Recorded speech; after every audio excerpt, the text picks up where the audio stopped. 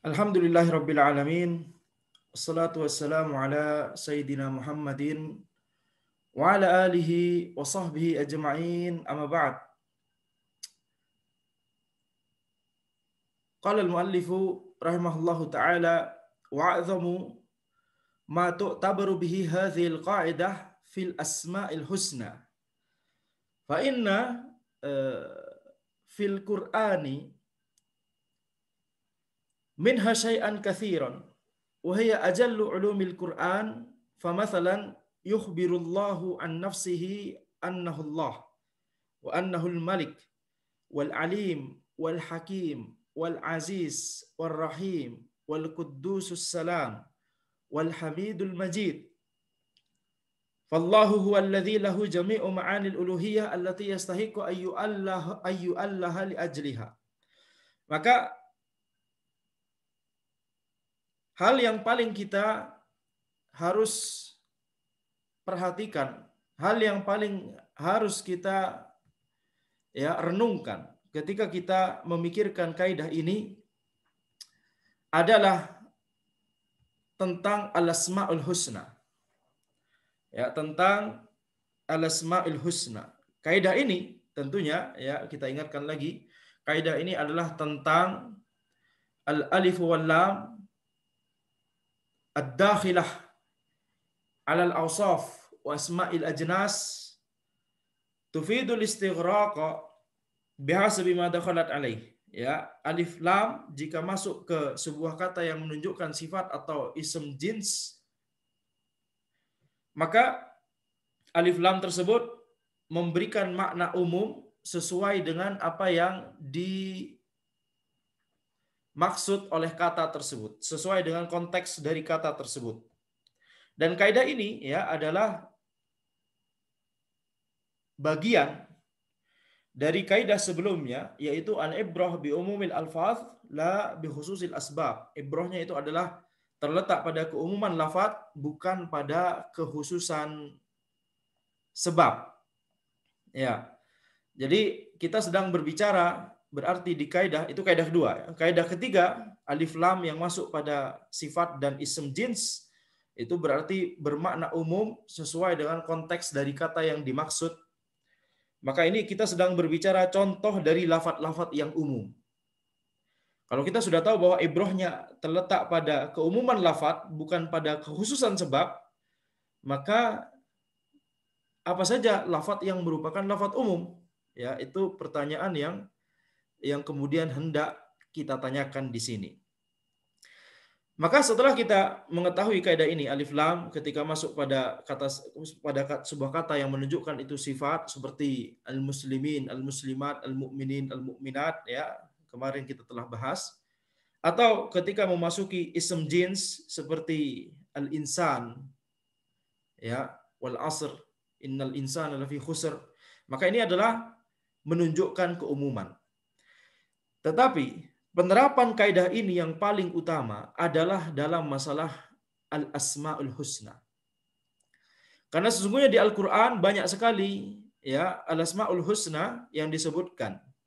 Dan pengetahuan tentang al-asmaul husna itu termasuk ilmu Al-Qur'an yang paling utama, yang paling mulia. Maka misalnya Allah Subhanahu wa taala mengabarkan kepada kita tentang dirinya bahwa Allah Subhanahu wa taala itu adalah Allah. Zat yang memiliki sifat uluhiyah. Dan bahwa Allah itu adalah Al-Malik. Zat yang Al-Malik raja, zat yang maha menguasai. Wal Alim, zat yang maha mengetahui. Wal Hakim, zat yang maha bijaksana dalam setiap hukum-hukumnya. Wal Aziz, zat yang maha memiliki izzah, maha berkuasa, maha kuasa. Wal Rahim, zat yang maha penyayang, memiliki sifat rahmah. Dan sifat rahmah pada nama Ar-Rahim ini rahmah yang khusus diberikan kepada kaum mukminin. Sedangkan Ar-Rahman, nama Allah Ar-Rahman memiliki sifat rahmah, tetapi dengan sifat rahmah yang itu umum untuk orang kafir ataupun kaum mukminin. Naam, orang kafir juga mendapatkan rahmat dari Allah Subhanahu wa taala. Kalau tidak, mereka mati, ya. Mereka dapat makanan, mereka dapat minuman, mereka bisa bernafas, mereka bisa mendapatkan kenikmatan-kenikmatan dunia, kekayaan dan seterusnya. Itu adalah rahmat dari Allah Subhanahu wa taala. Rizki dari Allah Subhanahu wa taala. Ya, maka rahmat yang terkandung dalam nama Ar-Rahman itu juga mencakup orang kafir dan orang mukmin. Sedangkan rahmat dalam nama Allah Ar-Rahim itu adalah rahmat yang hanya diberikan oleh Allah Subhanahu wa taala kepada kaum mukminin. yakni nikmat Islam, nikmat iman, nikmat hidayah, nikmat taufik. Itulah rahmat yang khusus yang hanya diberikan kepada kaum mukminin. Wal Quddusus Salam, zat yang maha suci, ya, Assalam, ya, zat yang na'am, di antara makna salam itu sejahtera, ya, maknanya juga, ya, na'am, di antara maknanya adalah maha sejahtera dan maha suci. Ini berarti Allah Subhanahu wa taala, ya, suci dari segala hal-hal yang merupakan kecacatan, kelemahan dan seterusnya. Al-Hamidul Majid, maha terpuji dan maha na'am. Al-Majid itu, ya, bisa dimaknai mulia, bisa dimaknai, ya, bisa dimaknai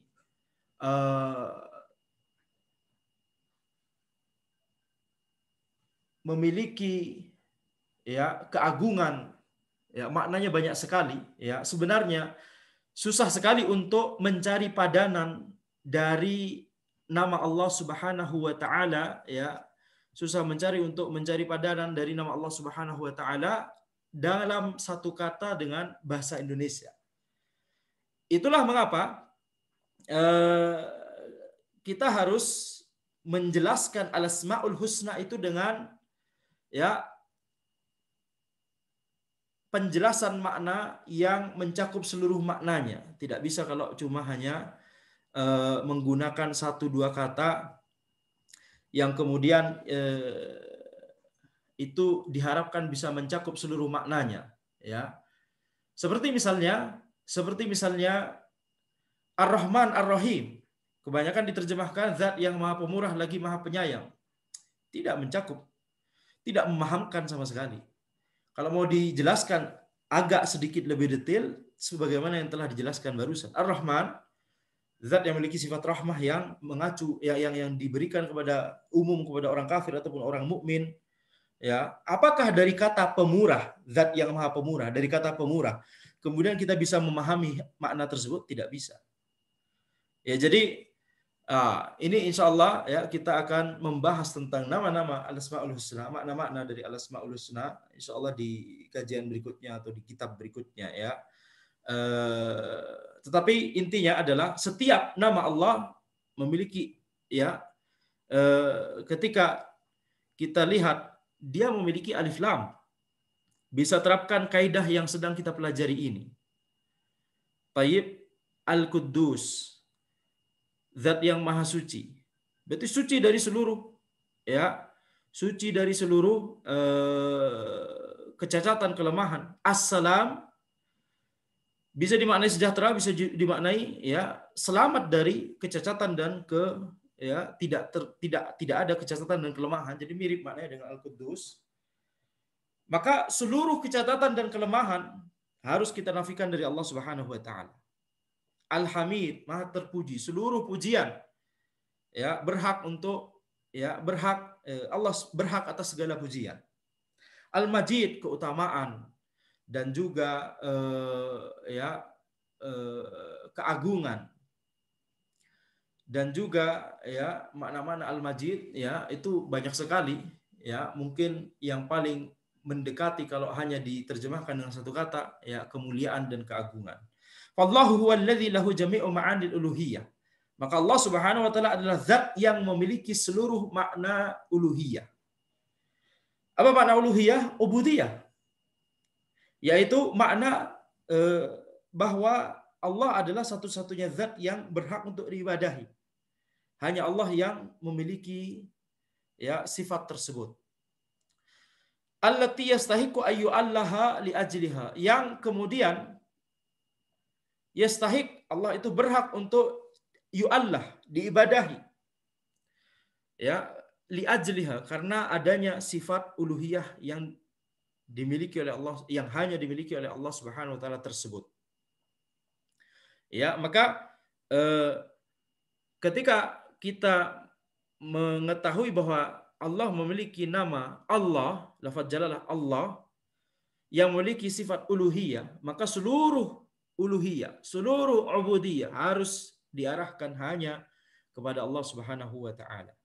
Maka seluruh makna, seluruh kandungan dari tauhid uluhiyah, bahwa kita hanya boleh beribadah ya kepada Allah Subhanahu wa taala, bahwa ibadah hanya berhak untuk diarahkan kepada Allah Subhanahu wa taala, seluruh makna tauhid uluhiyah ini itu adalah penerapan kaidah ini pada nama Allah, Allah.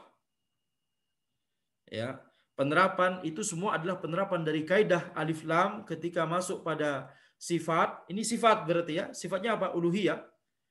Maka memiliki makna umum. Seluruh tauhid uluhiyah, seluruh kandungan tauhid uluhiyah adalah penerapan kaidah ini. Coba lihat. Ini berarti penerapan, contoh penerapan kaidah ini pada masalah akidah, pada masalah yang paling penting dari akidah. Itu apa? Al-asma'ul husna, al-asma' was sifat, dan uluhiyah.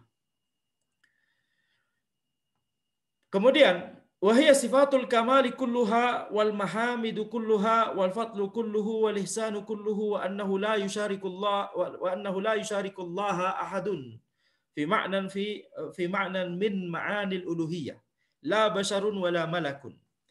Maka sifat-sifat uluhiyah itu adalah sifat sempurna, ya, sifat-sifat kesempurnaan seluruhnya, pujian seluruhnya atau sifat terpuji seluruhnya, keutamaan seluruhnya, al-ihsan seluruhnya, ya, kebaikan seluruhnya, dan bahwa tidak ada yang ya bersama dengan Allah sama-sama memiliki makna dari uluhiyah tersebut. La basyarun wala malakun, tidak manusia dan tidak pula malaikat. Dan ini ya berarti apa? Tidak ada yang berhak untuk diibadahi selain Allah Subhanahu wa taala. Walaupun itu manusia terbaik, walaupun itu malaikat terbaik, walaupun itu Rasulullah sallallahu alaihi wasallam, dan walaupun itu malaikat Jibril alaihissalam, tidak berhak untuk diibadahi. Ini apa? Ini kandungan tauhid uluhiyah. Dapat dari mana kita? Dapat dari menerapkan kaidah alif lam masuk ke sifat yufidul istighraq, bermakna umum, ya, sesuai dengan konteks kata tersebut. Kata yang kita maksud sekarang adalah nama jalalah, lafaz jalalah Allah, berarti sifat yang dimaksud adalah sifat uluhiyah. Berarti mencakup seluruh makna dari uluhiyah. Ibadah hanya berhak diarahkan hanya kepada Allah Subhanahu wa taala. Balhum jami'an muta'allihuna muta'abbiduna li rabbihim khadi'una lil jalalihi wa 'azamatihi. Akan tetapi seluruh makhluk tersebut, seluruh yang selain Allah tersebut, semuanya muta'allihuna muta'abbiduna. Satu makna. Semuanya beribadah kepada Allah, kepada Rabb mereka. Khadi'una li jalalihi wa 'azamatihi. Tunduk ya kepada keagungan dan kemuliaan dan keagungan Allah Subhanahu wa taala.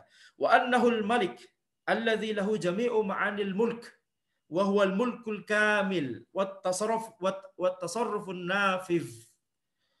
Dan bahwa Allah adalah al-malik, Allah adalah raja, alladzi lahu jami'u ma'anil mulk, yang memiliki seluruh makna al-mulk, kekuasaan, wa huwal mulkul kamil, yaitu kekuasaan yang sempurna, wat tasarrufun nafiz, dan juga ya tasarruf nafiz itu maksudnya adalah perbuatan yang itu nyata, ya, nyata terjadinya, perbuatan yang nyata terjadinya, dan ya kekuasaan yang nyata akibatnya, perbuatan yang nyata dampaknya. Ya, maka Allah Subhanahu wa taala menguasai seluruh alam semesta, dan ketika Allah hendak berbuat sesuatu, ketika Allah melakukan sesuatu, maka sesuatu tersebut benar-benar terjadi. Berbeda dengan raja manusia, yakni raja dari kalangan manusia. Manusia jadi raja, selain dia kekuasaannya tidak sempurna, dia tidak menguasai seluruh dunia misalnya. Itu kebanyakan raja tidak menguasai seluruh dunia. Kalaupun menguasai, hanya cuma menguasai daerahnya, tidak menguasai binatang, tidak menguasai jin, tidak menguasai dunia. Ya. Kalaupun misalnya dia menguasai, maka dia tidak menguasai secara syar'i. Dia tidak boleh melakukan kebijakan yang bertentangan dengan hukum Allah Subhanahu wa taala di daerah kekuasaannya tersebut. Kalau dia berani melakukannya, maka dia akan diadili nanti di akhirat.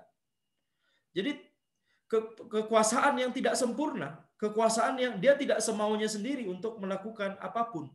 Ketika dia mau hendak melakukan sesuatu, maka bisa jadi terjadi, bisa jadi tidak terjadi. Ya, dia tidak bisa kemudian misalnya menetapkan bahwa si fulan harus mati misalnya. Bisa jadi si fulan kabur sehingga keputusannya tersebut tidak terlaksana. Itu sifat raja kalau itu manusia. Tapi Allah Subhanahu wa taala adalah Al-Malik. Ketika Allah berkehendak, maka itu pasti terjadi. Dan kekuasaan Allah itu sempurna, mencakup seluruh alam semesta, tidak hanya benda-benda matinya, tapi juga seluruh manusia, jin, seluruh makhluk yang ada di alam semesta ini, semuanya. Wa annal khalqa kullahum, ini yang Anda sebutkan barusan, mamalik lillah. Bahwa seluruh makhluk semuanya adalah milik Allah Subhanahu wa taala. Abidun tahta ahkami mulkihi al-qadariyah wa syar'iyyah wal jazaiyah.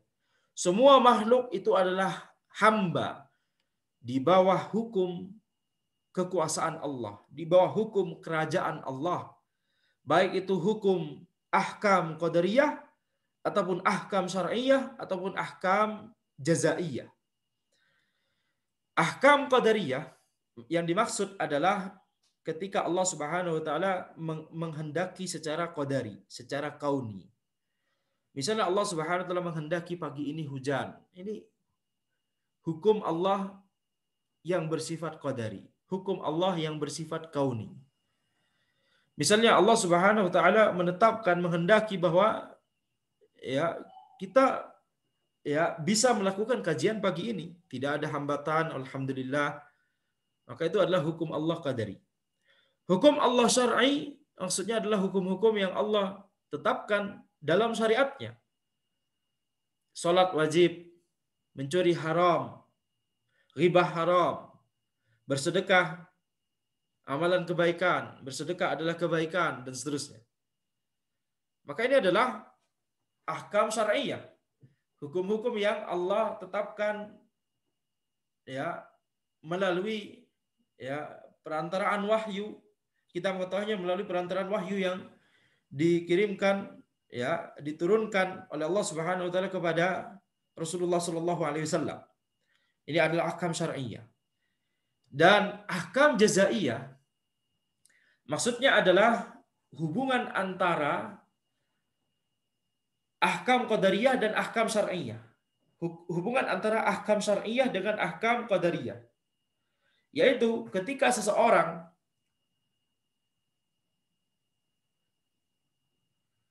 melakukan apa-apa yang Allah perintahkan dan menjauhi apa-apa yang Allah larang, yakni tunduk kepada ahkam syar'iyyah, maka balasannya adalah dia akan hidup dengan penuh maslahat di dunia dan dia akan mendapatkan kenikmatan di akhirat. Di jazaiyah, balasan. Kalau ada orang yang menuruti ahkam syar'iyyah dari Allah Subhanahu wa taala, mengikuti, tunduk pada ahkam syar'iyyah, maka ahkam qadariyahnya adalah dia akan hidup dengan penuh kemaslahatan di dunia dan dia akan ya bahagia di akhirat, akan mendapatkan balasan kebaikan di akhirat. Tetapi ketika ada orang yang tidak tunduk kepada ahkam syar'iyyah di dunia, maka balasannya adalah ya Allah menetapkan balasan ini. Balasannya di dunia adalah Allah Subhanahu wa taala akan ya menetapkan bahwa dia hidup di dunia dengan penuh kemadharatan. Dan juga dia akan hidup atau dia akan mendapatkan balasan neraka atau kesengsaraan di akhirat. Maka ini adalah jaza. Ini adalah balasan. Ini yang dimaksud dengan ahkam jazaiyah di sini. Ya. Wa annahu al-alimu bi kulli syai'in alladzi la yakhfa 'alaihi syai'un fil ardi wala fis sama. Dan bahwa Allah Subhanahu wa taala adalah al-alim, zat yang Maha mengetahui segala sesuatu. Yang tidak tersembunyi baginya sesuatu apapun sama sekali di bumi ataupun di langit. Kemudian Syekh Muhammad bin Shalih Al-Utsaimin rahimahullah beliau menjelaskan, qaulul muallif rahimahullah, innal ahkama qadariyah wa syar'iyyah wa jazaiyah wa nahnu naqulu daiman innal ahkama syar'iyyatun wa kauniyatun aw qadariyah li'anna al-jazaiyah dakhilatun fil qadariyah li'annaha mimma qaddarahu Allahu ala hadzal amal lakin hadza min babil basat. Perkataan penulis rahimahullah bahwa al-ahkam, bahwa hukum itu ada tiga, qadariyah, syar'iyyah, dan jazaiyah.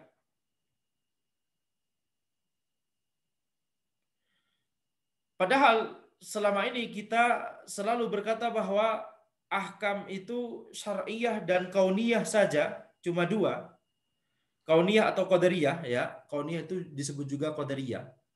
Jadi penulis Syekh Abdurrahman bin Nasir As-Sa'di rahimahullah beliau menjelaskan ahkam itu ada tiga, qadariyah, syar'iyyah, dan jazaiyah. Sedangkan Syekh Muhammad bin Shalih Al-Utsaimin menjelaskan kita selama ini menjelaskan cuma dua, syar'iyyah sama qadariyah. Lalu bagaimana dengan jazaiyah? Beliau menjelaskan di sini, li'annal jazaiyah dakhilatun fil qadariyah. Li'annaha mimma qaddarahu Allahu ala hadzal amal. Jazaiyah itu masuk dalam qadariyah, termasuk sebenarnya dalam kategori qadariyah karena jazaiyah, ahkam jazaiyah itu termasuk apa yang Allah tetapkan terhadap amalan tersebut. Kalau ada orang melakukan amalan ini tunduk pada ahkam syar'iyyah, maka dia akan hidup bahagia. Ini termasuk apa yang Allah tetapkan, qadariyah berarti. Termasuk ahkam qadariyah. Kalau misalnya Allah Subhanahu wa taala, ya, kalau misalnya seseorang tidak tunduk pada ahkam syar'iyyah, kemudian dia kemudian dia misalnya ya kufur atau tidak mau tunduk misalnya, maka Allah menetapkan bahwa dia akan ya sengsara atau ya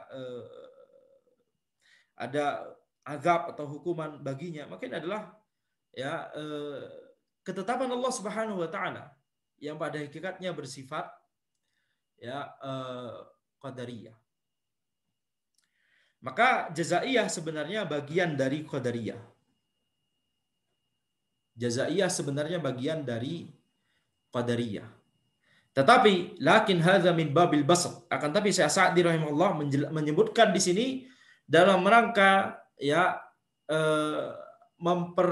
memperjelas, dalam rangka memperinci, dalam rangka ya supaya penjelasannya itu lebih jelas. Itu yang dimaksud dengan min babil basat di sini, memperpanjang pembahasan supaya lebih jelas. Itu yang dilakukan oleh Syekh Sa'di. Adapun kalau misalnya kita mau merenungkan kembali, ya jazaiyah sebenarnya bagian dari qadariyah.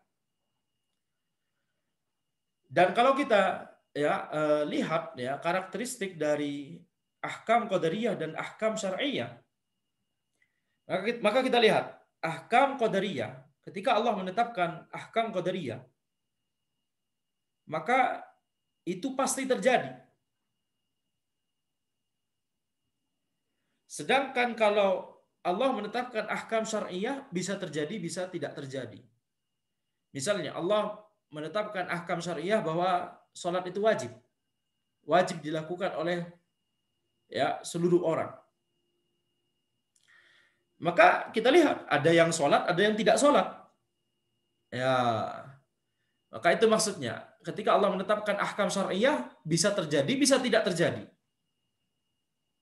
Yang terjadi berarti ketika orang itu mematuhi perintah Allah tersebut. Tidak terjadi berarti orang itu tidak mematuhi perintah Allah. Sedangkan kalau ahkam qadariyah tidak ada yang bisa, ya, kalau Allah menetapkan ahkam qadariyah tidak ada yang bisa, ya, membuatnya tidak terjadi. Tidak ada yang bisa menggagalkannya. Ya. Ketika Allah menetapkan bahwa hari ini hujan, tidak ada yang bisa, ya, menggagalkannya. Kalau Allah sudah menetapkan hal tersebut. Allah Subhanahu wa taala menetapkan ajal kita, tidak ada bisa dimajukan, dimundurkan. Itu ciri dari ahkam qadariyah. Maka lihat ahkam jazaiyah. Ketika seseorang taat, tunduk pada perintah Allah, maka, ya, dia akan bahagia di akhirat dan juga dia akan hidup dengan penuh kemaslahatan di dunia. Tidak ada yang bisa menggagalkan ini. Tidak ada yang bisa mengubah hukum ini, nggak ada. Ini pasti terjadi. Ya, orang yang tunduk pada perintah Allah Subhanahu wa taala, walaupun misalnya secara zahir sengsara, miskin misalnya begitu ya, atau misalnya secara zahir dia kemudian disiksa seperti misalnya ashabul ukhdud karena bertauhid kepada Allah Subhanahu wa taala, ya, dimasukkan ke parit, dibakar. Secara zahir, ya, penuh kemadharatan hidupnya, tetapi, ya, itu akan mengalahkan, ya, kemaslahatan dan kebaikan di akhirat akan mengalahkan itu semua. Itu satu. Walaupun misalnya kita melihat secara zahir di dunia, ya, itu sengsara misalnya, disiksa, ya, dibunuh.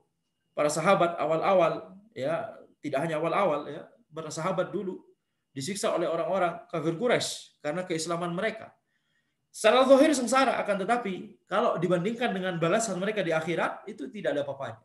Dicelupkan sedikit, dicelupkan sekali ke kenikmatan surga, langsung lupa kesengsaraan yang ada sebelumnya. Itu dilihat dari satu sisi, itu satu.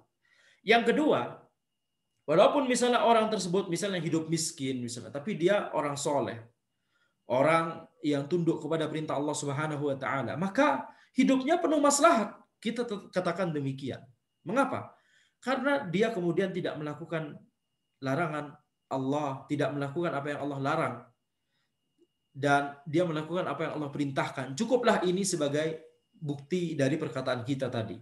Semua yang Allah larang itu adalah kemadharatan. Semua yang Allah perintahkan itu adalah kemaslahatan. Adapun orang yang tidak tunduk pada perintah Allah Subhanahu wa taala, kemudian di dunia misalnya dia kaya tapi makan babi, kira-kira apa? Dia melakukan kemadharatan. Minum-minum bir, dia melakukan kemadharatan. Dia zina, dia melakukan kemadharatan, dan seterusnya.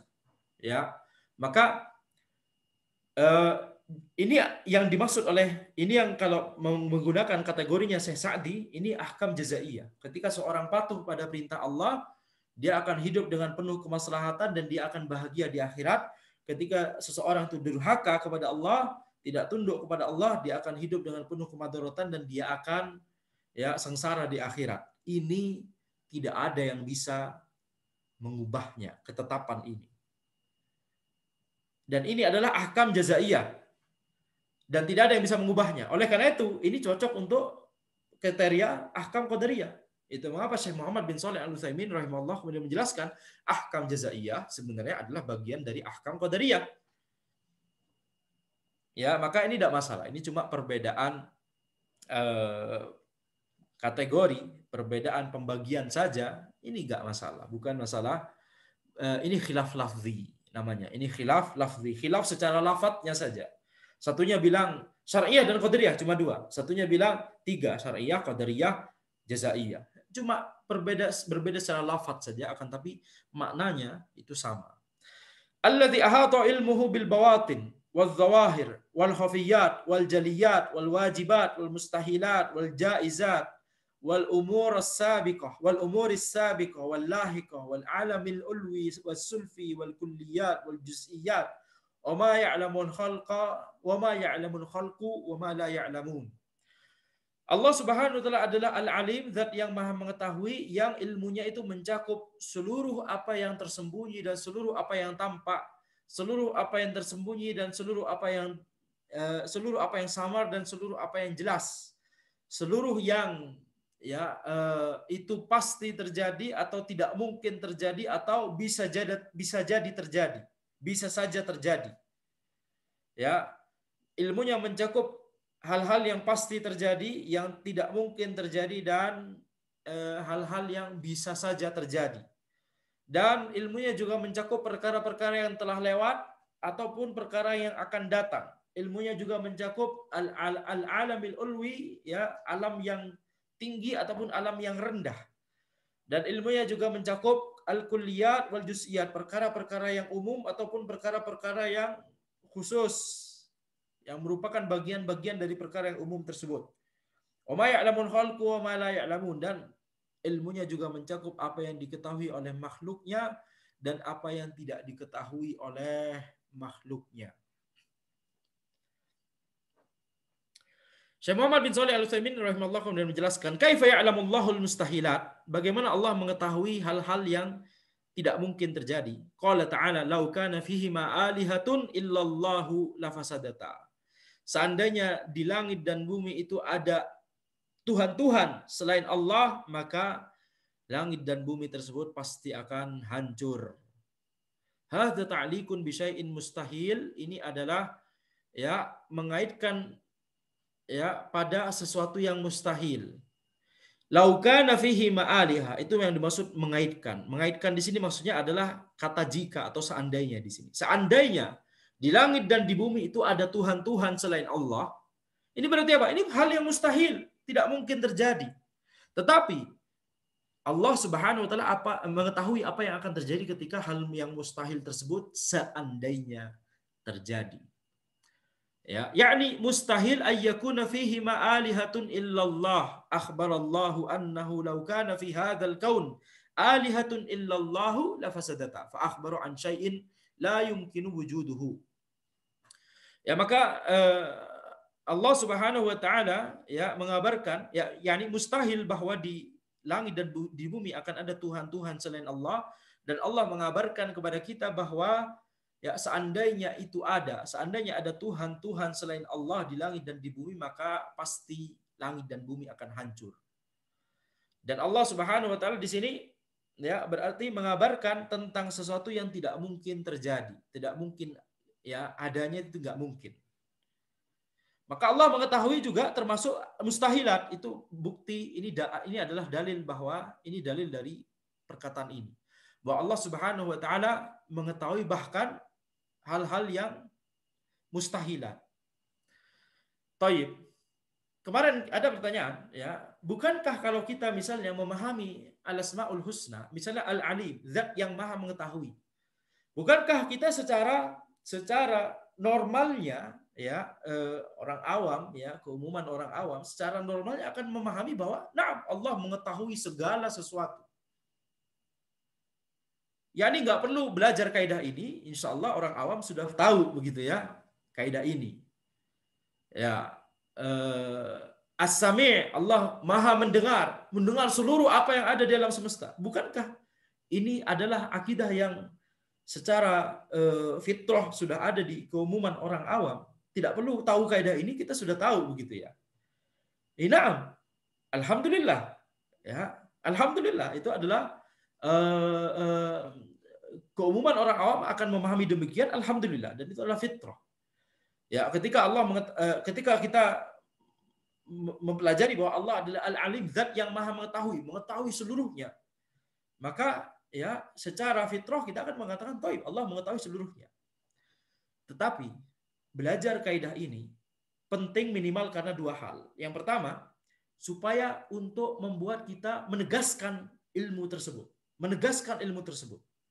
Naam, ilmu itu sudah dipahami, pemahaman itu sudah dipahami, dimiliki oleh keumuman orang awam. Tapi kalau kita ngajar, kita harus menyebutkan pemahaman ini secara tegas, secara jelas. Dalam rangka apa? Menegaskan apa yang sudah dipahami oleh kaum muslimin. Ini penting. Nah, jadi Apalagi ketika ditambah kaidah, lebih tegas lagi, lebih ditegaskan, lebih ditekankan lagi, berarti akan lebih terpatri lagi pemahaman itu. Itu satu. Yang kedua, orang-orang yang terpengaruh syubhat tidak memiliki pemahaman ini. Ya, orang-orang yang terpengaruh syubhat Mu'tazilah misalnya, syubhat Qadariyah. Qadariyah yang kita maksud dari tadi, ahkam syar'iyah, ahkam qadariyah. Ini Qadariyah di sini berbeda maknanya dengan Qadariyah yang merupakan nama firqah, nama kelompok sesat. Beda ya. Ya, di sini ahkam qadariyah maksudnya hukum qadari. Ahkam syar'iyah hukum syar'i. Ahkam jazaiyah hukum jazai. Itu maksudnya. Tapi ada firqah, kelompok sesat menyimpang yang namanya qadariyah. Kita ambil dua contoh ya, pemahaman yang menyimpang ini. Mu'tazilah misalnya, mereka mengatakan bahwa makhluk manusia menciptakan perbuatan mereka sendiri. Manusia menciptakan perbuatan mereka sendiri. Siapa yang menciptakan perbuatan manusia? Manusia itu sendiri. Siapa yang menciptakan perbuatan makhluk? Makhluk itu sendiri. Berarti bukan Allah Subhanahu wa taala. Baik, bagaimana dengan Allah Al-Khaliq? Allah Al-Khaliq, zat yang maha menciptakan. Kita terapkan kaidah alif lam masuk dalam sifat khalq, bermakna umum, semua makhluk yang menciptakan Allah Subhanahu wa taala. Maka Mu'tazilah mengatakan perbuatan makhluk diciptakan oleh makhluk itu sendiri. Ajib. Ini adalah kesalahan. Ini adalah kesalahan. Bagaimana membantah mereka? Berikan kaidah kita ini. Berikan kaidah yang sedang kita pelajari ini. Itu contoh pertama. Contoh kedua, Qadariyah. Mereka meyakini bahwa Allah Subhanahu wa taala tidak menetapkan qadar, tidak mentakdirkan ya apa-apa yang terjadi di alam semesta. Bahkan mereka mengatakan bahwa mereka mengatakan bahwa sesuatu itu tidak diketahui oleh Allah sampai sesuatu itu terjadi. Baru setelah sesuatu itu terjadi, baru Allah mengetahuinya. Maka ini berarti ya mereka mengklaim bahwa ada sesuatu yang tidak diketahui oleh Allah Subhanahu wa taala. Al-umur al-lahiqah, perkara-perkara yang akan terjadi masa depan, mereka mengklaim tidak diketahui oleh Allah Subhanahu wa taala. Padahal Allah adalah Al-Alim. Terapkan kaidah kita. Alif lam masuk pada sifat ilmu. Yufidul istighraq bihasabi ma dakhalat alaih. Berarti mencakup keumuman, Allah mengetahui seluruhnya, baik perkara dahulu ataupun perkara yang akan terjadi di masa depan, ataupun perkara kalau itu tidak terjadi, maka kalau sesuatu yang tidak terjadi itu terjadi, maka apa yang akan terjadi berikutnya, Allah mengetahui itu semua. Lihat, orang-orang yang memiliki syubhat, kelompok sesat dan menyimpang, mereka tidak memiliki pemahaman seperti keumuman awam kaum muslimin. Ya, kalau akidahnya masih sesuai dengan keumuman awam kaum muslimin, masih sesuai fitrah, maka dalam masalah-masalah ini sesuai fitrah, alhamdulillah. Tapi kalau sudah dipengaruhi oleh syubhat, bagaimana membalas syubhat mereka? Kasih kaidah ini. Ya, kasih kaidah ini. Lafadznya umum ya masyayikh.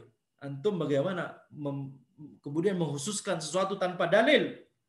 Antum menghususkan sesuatu tanpa dalil, mengatakan Allah tidak menciptakan perbuatan makhluk, mengatakan Allah tidak mengetahui apa yang akan terjadi sampai itu terjadi. Bagaimana caranya antum menghususkan hal tersebut ketika tidak ada dalil dan ketika ada kaidah umum ini? Wa annahul hakim alladzi lahul hikmah at-tammah asy-syamilah li jami'i ma qadahu wa qaddarahu wa khalaqahu wa jami'i ma syara'ahu la yakhruju an hikmatihi makhluk wala masyru'. Ya, dan bahwa Allah adalah Al-Hakim, ya, zat yang maha bijaksana. Akan tapi insyaallah ini mungkin kita bahas di pertemuan berikutnya ya, karena masih 2 halaman penuh lagi ya. Insyaallah kita akan membahas ya, ini penerapan-penerapan ya, Anda tidak mau membahasnya dengan cepat karena banyak sekali. Ini yang penting justru. Ini penting sekali. Penerapan kaidah yang kita miliki, kaidah ketiga, pada al-asma'ul husna. Baik, insyaallah kita akan lanjutkan di kajian berikutnya. Hadza wallahu alam subhanakallahumma wa bihamdika asyhadu an la ilaha illa anta astaghfiruka wa atubu ilaik.